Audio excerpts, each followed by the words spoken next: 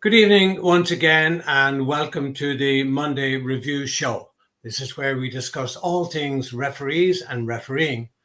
Decisions made, some decisions not made, yellow, red cards given, not given, etc. Delighted to be joined once again by my very good friend and colleague from England, former Premier League referee, former FIFA referee, former head of the PGMOL, and the man responsible for introducing goal line technology into the game, Keith Hackett. Good evening, Keith, and welcome. Thank you for joining me. Pleasure. And to you out there, I also like to invite you to send in your questions or ask a question or make a comment if you wish to do so. Right down there on the bottom right-hand side of your screen, you'll find a little place there to make your comment or ask a question, as people regularly do. Now, I was on to Brian in South Africa today, and he was concerned about referees lacking a little bit of guts, as it were, or backbone to make decisions and important decisions. But we'll get back to that a little bit later, Brian, and I promise you we will introduce it on the show. Now, what we're going to start with tonight, and there was an incident in the Burnley-Chelsea game during the week where the goal kick. Now, I don't know why IFAB have messed around with this. It used to be put the ball on the 6-yard line. It had to go outside the penalty area before any player could touch it. And then they changed it to say, no, you don't have to do that anymore. Now you can touch the ball while it's inside the penalty area. And now you see more and more where goalkeepers are not taking goal kicks in the normal way. There's a defender standing a couple of yards away. They tip it to him, and then it goes back to the goalkeeper. Of course, he cannot pick it up. But all other players must be outside. All attacking players must be outside the penalty area when the ball is being played. Now, the incident here, if many of you saw it, let me try and explain it to you if you didn't see it. The goalkeeper sort of tapped the ball over to the defender, and an attacking player presumed or assumed that the ball had been played and therefore was in play, but the defending player was saying, no, this player is inside the penalty area. Now, that player was entitled to be in there if that was the goal kick taken by the goalkeeper, but he said, no, I haven't taken it, I've just kicked it over to the other guy. And this caused massive confusion. I really wish they had left the thing alone. Did you watch the game, Keith? I did. My immediate reaction was, wow, that's a penalty kick. I didn't see any evidence as to where the players were, the attacking players. But I think that Chelsea got out a jail card by the referee, because I've since seen stills where at the time the goalkeeper passed it to his colleague, I'm not so sure that there were players inside the penalty area or even standing on the goal line. So I think that this was, of course, if there was a player on the goal line or there was an attacking player inside the area, then rightfully the goal kick is retaken. But I think there's a question that, show me the evidence, is what I'm saying, that shows clearly when the goalkeeper put that short pass to his colleague that there was a player standing inside, a Burnley player, either on the line or in the goal area. I've not seen the full evidence of that. And I just think a slight confusion, and they went, okay. And I think it's interesting, it's not really being discussed other than, there was a player inside the area and that was it. And I think that's where they're sitting at the moment, Ollie. Yeah.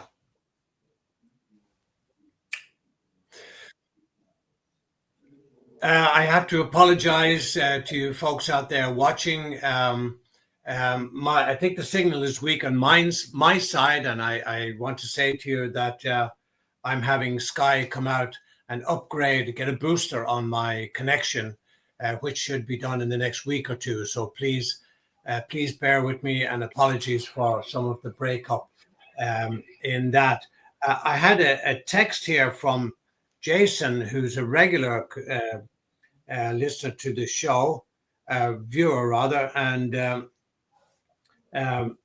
he is saying, gentlemen, for 2 weeks in a row, the EPL VAR has made some mind-boggling decisions on offside. Liverpool in the previous week were wrongly judged to be offside when it was clear their player who was in an offside position, I think he's talking about Andy Robertson, not interfere with play in any way, shape or form. This week, Arsenal, and he said, and I love Arsenal, were wrongly not called offside on their second goal when it was clear that two players in an offside position were clearly interfering with the goalkeeper's ability to see the ball. How do the EPL referees in VAR make such rudimentary errors? Jason, thank you very much for that, but I'd appreciate it if you would put it on the screen and then I can show it to everybody to watch. What's your opinion on that, Keith? I think confusion reigns at the PGMOL.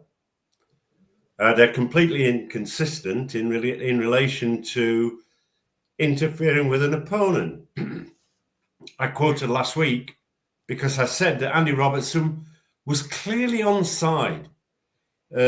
He wasn't preventing an opponent from playing or being able to play the ball.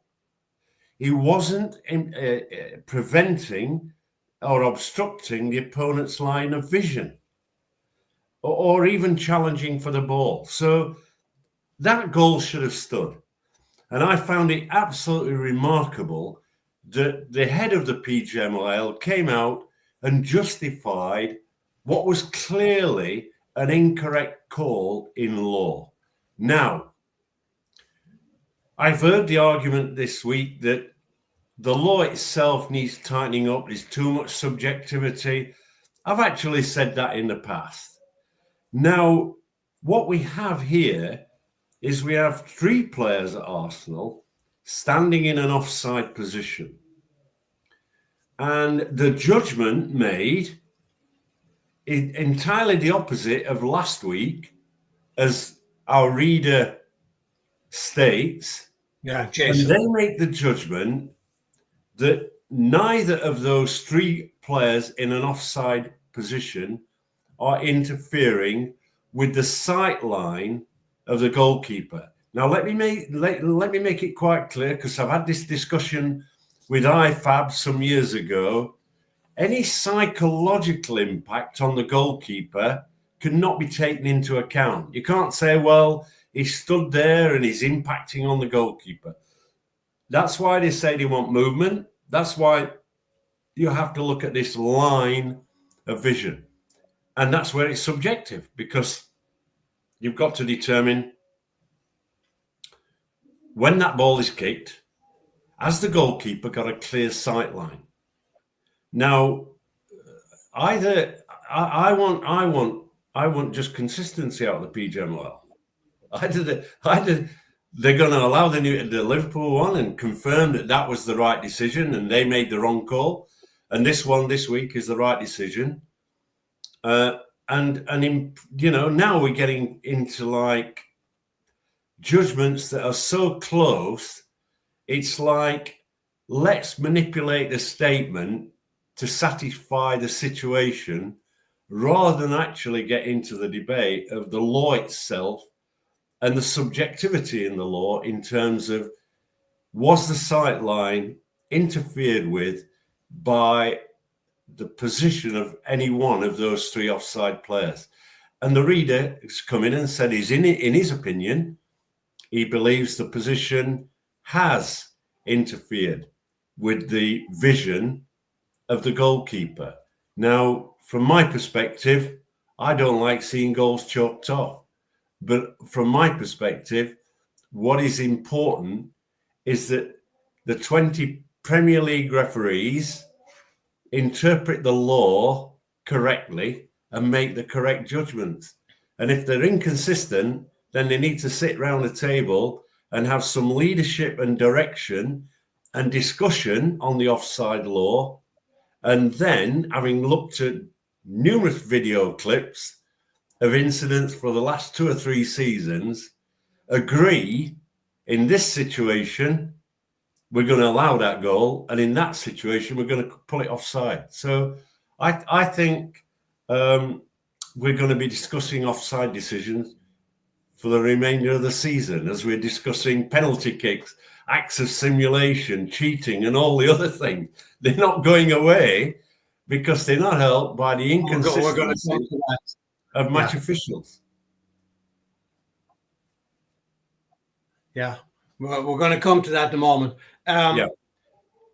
But Keith, isn't this only shall I call it a phenomenon, a new phenomenon, where now suddenly the goalkeeper is now at the center of attention, that if the flight of the ball, if his vision or his view of the flight of the ball is interfered with in any way, he gets the benefit of the doubt. Well, I don't remember anything like that happening, even at the start of the season. Well, the law is quite specific here. It says clearly obstructing the opponent's line of vision. Now, where the subjectivity comes in is the movement of the goalkeeper. It's not a fixed position. So at what point do you say that those players are obstructing the view? Does that mean that the goalkeeper just stands there, almost can bend down, can't he? He could bend down and say, I can't see a thing, and then we blow that up. But he does have the ability to move. Now, the reality is, in both these instances, right, I tell you that from my perspective and experience, neither of those goalkeepers would have saved these two shots on goal. I think they were that good. And that's where I think the referee in the game, I think what they've done is the one at Liverpool, they're disallowed. There might have been debate, but the independent review panel the following Monday came out with a statement saying, this, fellas, PGMOL, we've reviewed it as a panel of ex-players, ex-managers, whoever makes this panel up, because we don't know. And our judgment is the Robertson, penalising Robertson, ducking down, was an incorrect call. The goal should have stood. Doesn't help the game. Hopefully leads to clarity. What it's done is you've now got the reverse. So you've got this pendulum swinging in the eyes of the referees and go, oh, the safety first situation here now is to award the goal and not penalise and then justify it on the grounds of subjectivity.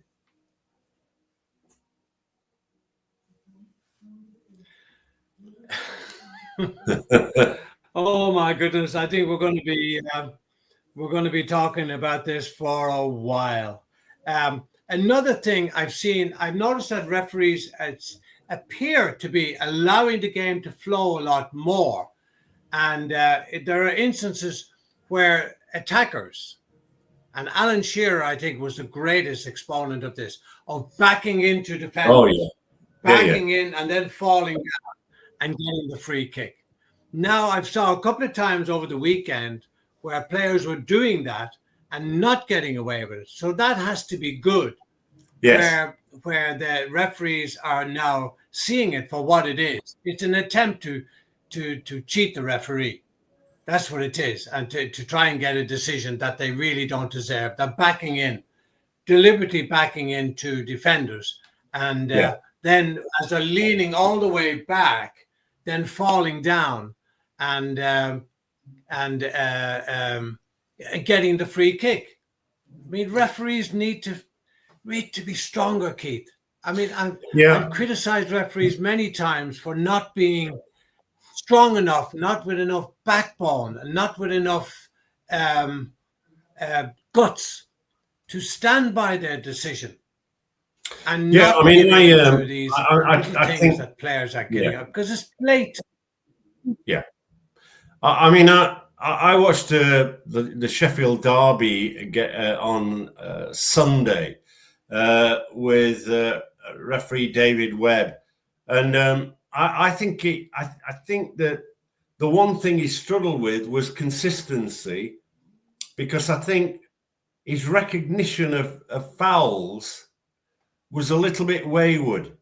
I mean, there was one reckless challenge, which was a Sheffield Wednesday player on a United player right out on the wing, very late, reckless, and no free kick given at all. I was really surprised that he didn't. And just then afterwards, of course, the temperature of the game rises, and you suddenly get a sort of slightly different approach. And we're talking about a local derby, full house, a different atmosphere, and you know, I think referees have got to be careful.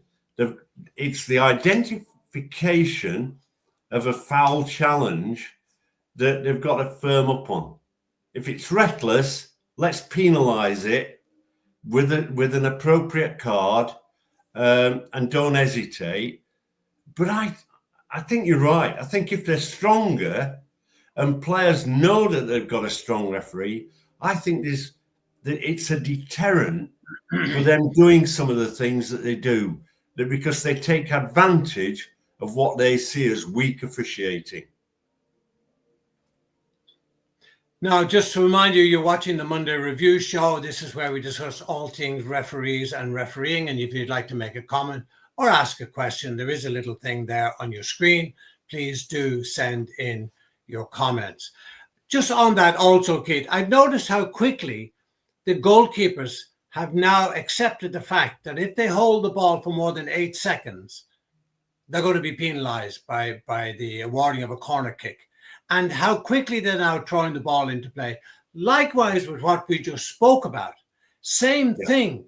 If the referees were stronger and say, I'm not putting up with that nonsense, this is what's going to happen, I think the players would soon get used to it and would stop behaving the way they're behaving. But it's got to have all referees in all games doing the same thing. Yeah. And this is where that big C word comes in, consistency, or the lack of it. And I think if they did that, the players would very quickly get used to it. There's a comment here from Sean, who's a regular contributor to the show. He said, I'm curious. Let me just get my second pair of eyes on here. Do the players and the PGMOL come together before the season to talk about how much flow versus control they're looking for on the season? Maybe points of emphasis? Yeah, I think I can answer that. I mean, we started that. The PGMOL started that process. And then when the MLS decided that they wanted to go pro refereeing, I might just remind some of your viewers that I was involved in that process.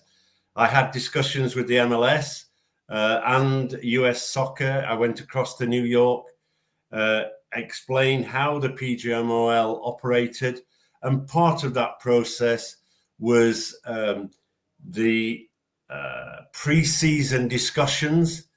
I think the Americans were very good to talk about points of emphasis. In that same way, we do that with the PGMOL. And then, of course, what the pro ref did was the communication of decisions each week, now done by Greg Barkey, who will look at certain decisions and discuss them, and people can review that show. And I think that's all part of the education. Now, I think that what happens is we talk about them going in and doing that, and I've no doubt they went in and said, right, we're going to tighten up. You're going to see more emphasis on time wasting and us dealing with it. And we had 6 weeks of games going for added time of 10 minutes. That's gone now.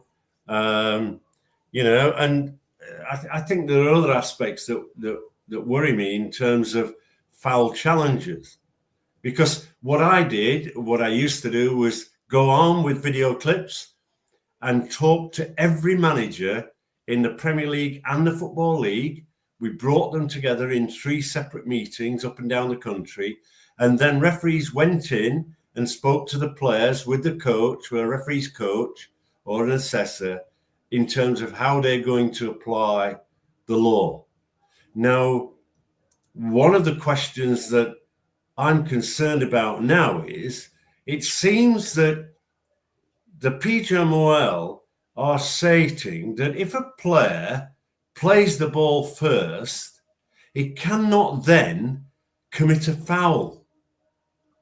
And I found it difficult in the Newcastle-Manchester City game.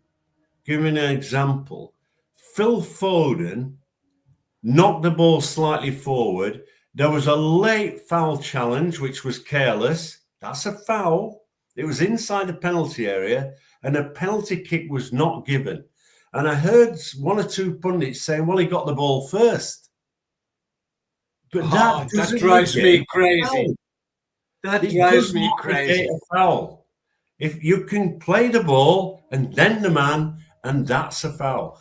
And so I think Manchester City were very unlucky at Newcastle not to get a penalty kick. And I think that in itself is something that is a concern, because PGMOL, you need to talk to your referees and VARs here, because that's incorrect interpretation of law. Fact, not fiction. You know, you can commit a red card offence and play the ball at the same time. You cannot use the ball as an excuse for committing a serious foul play challenge or a reckless challenge. Full stop. But it seems that I think the PGMOL lean towards confusing the pundits. That drives me mad. You know, a player, I got the ball, but he nearly broke the guy's leg with his hind leg or dragging leg. He nearly kicks him out of the stadium. But he touched the ball, so that makes it all legal. Oh, my goodness. Here's another one from Don Harris, who's also a regular to the show. And thanks for sending in your comment, Don. He said, good evening, Errol and Keith. Following the discussion about players backing in, what is the current law about holding, and he puts that in capital letters, holding the player, i.e. wrapping both arms around a player and even dragging the player to the ground? How many times have we seen this? Wrestling, almost sumo wrestling in the penalty area. How many times have we seen that? Oh, Don, I'm giving you a medal, mate. I'm giving this reader a medal, because he's absolutely right. What we're seeing at the moment, and have done for the last 2 years in the PGMOL Premier League, is referees allowing rugby to take place in the penalty area and not penalising holding. The law is quite clear. In fact, it's very specific. Holding is an offence. And what we've getting is we've suddenly got someone stating at the PGMOL sustained holding. And you go, no, it's holding. And you know, we I think we almost discuss it every week, Don, where a player wraps his arms, you're right, around his opponent. The referee goes in and says, I want you to stop that, everybody, and then walks off, signals for the corner kick to be taken. And what do? They do everything. They wrestle, they hold, they pull, they block, and they're getting away with it. You remember, I suggested some time ago, and I might even send it into the IFAB, that like a free kick outside the penalty area, the players have to be a metre apart. The same should apply to a corner kick. The players should be a metre apart until the ball is kicked from the corner. Wouldn't that solve an awful lot of that wrestling? And Sean's come in here very facetiously, and he says, so much love in the game, Don. It's all love. I don't think so, Sean, but anyway, I like it. I like it. Yeah, I mean, it's... Again, I apologize for the... I think what's interesting is our readers, listeners should take a look at Arsenal at set piece corner kicks now, because they line up at the back post, about 4 or 5 of them, and then they make a rush. I saw that yesterday. Towards the front post. It's interesting. Yeah. They're not holding and pulling and shoving and doing all those things. They're now tactically using a tank to run across the goal in an effort to confuse. Yeah. So these are the changing tactics that apply in the game, and you have to deal with them. Another one that I might just bring up before we go further, and that was in the Liverpool v Forest game, where there was a goal choked off for an alleged handball. And when you look at the replays, the ball's here. It's on the shoulder. And they disallowed the goal. The referee, I don't think, had a very good view of it. He disallows it. And then I'm waiting for VAR coming in. And the VAR doesn't come in. And like I've heard the discussion, well, it's subjective and all that. No, it was a clear and obvious error by the referee who choked off a goal incorrectly. VAR, you have to come in on that. You have to say to the referee, come to the monitor and have another look. And I just find it incredible that week in, week out, we've got a piece of technical equipment there to assist. And actually it's working against the referees because they're not using it properly.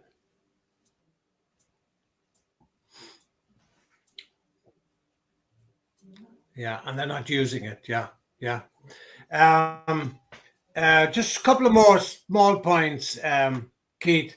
In rugby, they now have this red card system, as they always have. They have yellow and red cards, but the red card only lasts for 20 minutes.